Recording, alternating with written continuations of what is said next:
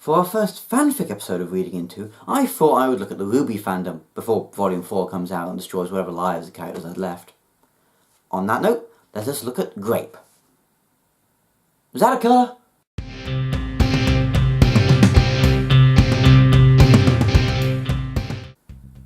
It is a colour. Purple, apparently. Sorry.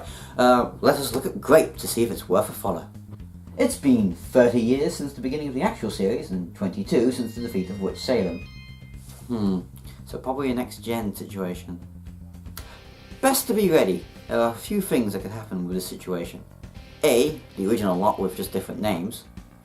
B, kids everywhere! Kids of the original cast to show what shipping the author follows. And of course, third and not least, I lied. Basically copy and pasting the original plot. So what is the plot of the first chapter? Greta, our new protagonist, is on her way to Beacon Academy. I would count it as a strike, but that would be like saying Next Gen Star Trek can't have the Enterprise.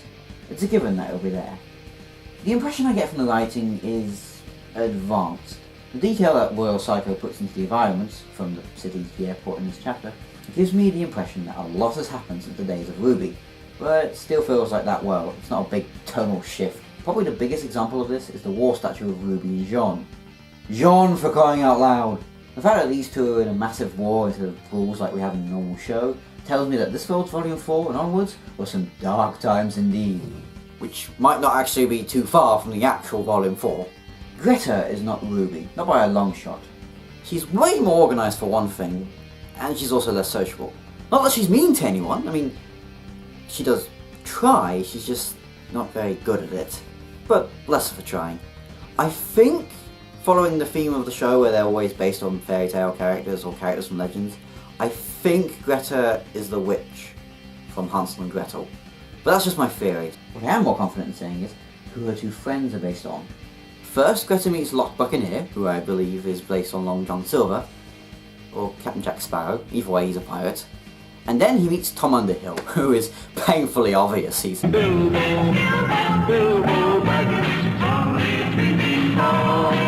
I was gonna go with Frodo, but that works too.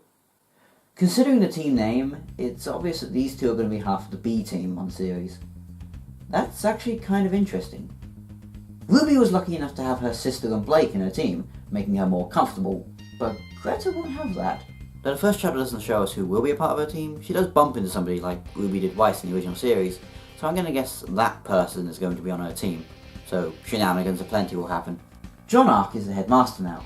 That seems to be very common in RWBY fics. Honestly, the way Beacon is described is absolutely awe-inspiring. I'd say more than the show, but written format has that advantage. Sometimes what you make up in your head is a lot better than on screen. I'll admit that it reminds me a lot of the early episodes of RWBY, but that's more of just they're going to school, so I couldn't really say it's a carbon copy. Any first chapter should be used to just introduce our main characters. So that means I'm going to assume that Greta, Locke and Tom are our main cast that we'll actually be following. None of them are kids of the original, so that's good. And Greta should be a very different team leader to RWBY. She doesn't seem like she's the leader type, or at least would be too enthusiastic with it. Long-standing stuff is non-apparent in this first chapter. I cannot tell you what the overall arc was yet, or who the villains are. Not even what our main characters were doing before Beacon. Overall, I believe that GRAP is worth a read and I'll be following in the future. It really does feel like a story that's after the ultimate finale, still dealing with the consequences so many years on. A rather positive start for my trip into the fanfic world. Aftermath time.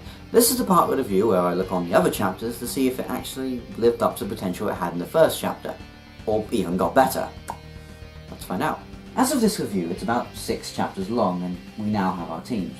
With the introduction of the character Rapture, we get a much better idea of racism between Faunus. It's also good to see a Faunus who can't actually hide that fact, considering she's basically a gender-bent killer croc.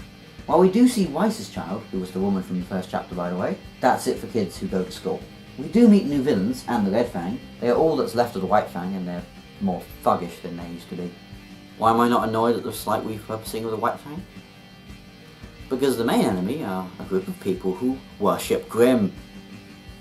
So that wins a lot of points by my book. It's positively metal. Anyway, so far it's outdoing its potential, it's being bloody awesome. I would highly recommend GRAP. Go read it. Links are below if you want to go read it. That's it for fanfics. I'll see you next time.